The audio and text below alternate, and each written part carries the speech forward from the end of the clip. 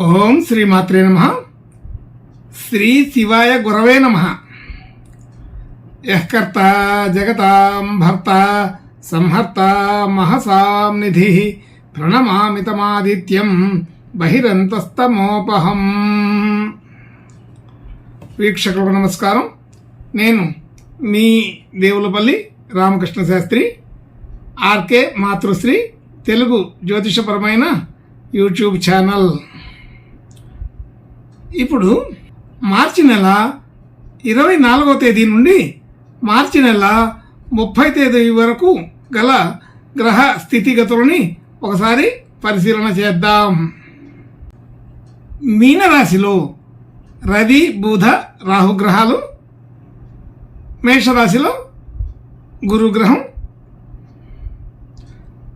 అలాగే సింహరాశిలో చంద్రగ్రహం, కన్యారాశిలో కేతుగ్రహం, కుంభరాశిలో కుజ శుక్ర శని గ్రహాలు సంచరిస్తున్నాయి. ఇటువంటి గ్రహ సంచారము వలన ఈ వారం రాసులకు వార ఫలాలు తెలుసుకుందాం. ఓం శ్రీమాత్రే నమః. ఇప్పుడు తులారాశి వారి గురించి తెలుసుకుందాం. తులారాశి వారికి రాశి నుండి 5వ స్థానంలో కుజ శుక్ర శని గ్రహాలు, 6వ స్థానంలో రవి బుధ రాహుగ్రహాలు, 7వ స్థానంలో గురుగ్రహం, అలాగే 11వ స్థానంలో చంద్రగ్రహం, 12వ స్థానంలో కేతుగ్రహం సంచరిస్తున్నాయి. ఇటువంటి గ్రహ సంచారాన్ని అనుసరించి ఈ వారం ఈ తులారాశి వారికి కొంత శుభ లక్షణాలు ఎక్కువగానే కనబడుతున్నాయి. శుభాధిక్యత కలిగిన వారంగా తెలుస్తోంది. అనుకున్న పనులు అనుకున్నట్లుగా చేయగలుగుతారు. కార్యసిద్ధి కలుగుతుంది. ఇంట్లో బయట కూడా కొంత కీలకమైన నిర్ణయాలు తీసుకునే అవకాశం ఉంటుంది. కుటుంబ సభ్యులు, బంధుమిత్రులు వారి యొక్క మాటల ద్వారా కొన్ని విషయాలు గ్రహించగలుగుతారు. అలాగే కుటుంబ సభ్యుల సలహాలు కూడా కొన్ని తీసుకోవాల్సిన పరిస్థితి ఉంటుంది. గృహ వాహన యోగాదులు సాధారణంగా ఉన్నాయి. ఈ వారం క్రయ విక్రయాదులు మాత్రం అంత అనుకూలంగా లేవు. విద్యార్థులకి విద్యా లక్షణాలు చాలా పుష్కలంగా ఉన్నాయి. అనుకూలమైన వాతావరణం బాగా ఉంది. విద్యల్లో రాణిస్తారు, గుర్తింపు తెచ్చుకోగలుగుతారు. అలాగే నూతనంగా వ్యాపారం చేసే వాళ్ళకి, వ్యాపార ప్రయత్నాలు చేసే వాళ్ళకి ఇది అనుకూలమైన సమయంగానే తెలుస్తోంది. అలాగే ఉద్యోగ ప్రయత్నాలు చేసే వాళ్ళకు కూడా ఇది సరైన సమయంగానే తెలుస్తుంది. అవి ఉపయోగపడతాయి. అలాగే ఆర్థిక భారం తగ్గుతుంది. ఆర్థికంగా కొంత రుణ సంబంధించిన విషయాల్లో సర్దుబాట్లు జరుగుతాయి.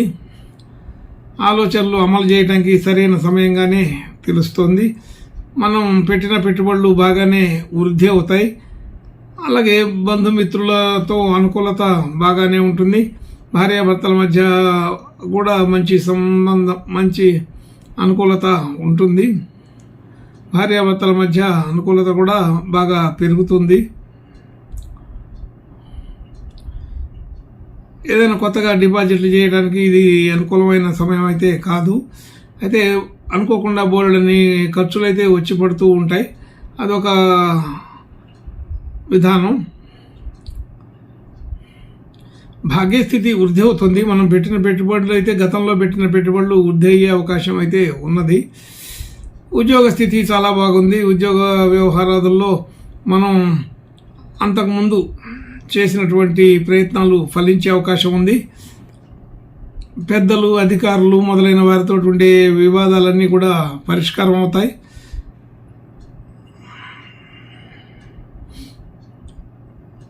మంచి అనుకూల స్థితే కనబడుతుంది. ఖర్చులు కొంత అధికంగానే ఉంటాయని తెలుస్తోంది. అది కూడా విచిత్రమైనటువంటి ఖర్చులు కూడా అనుకోకుండా వస్తూ ఉంటాయి. అలా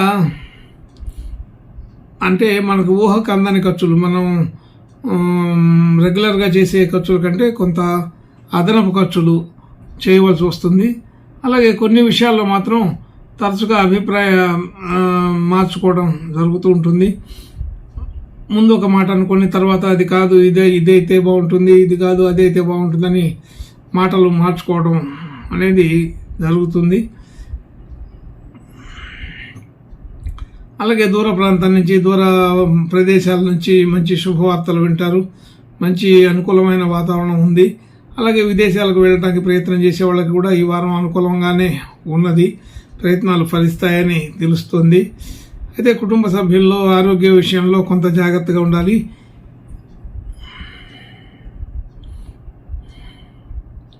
అనుకోకుండా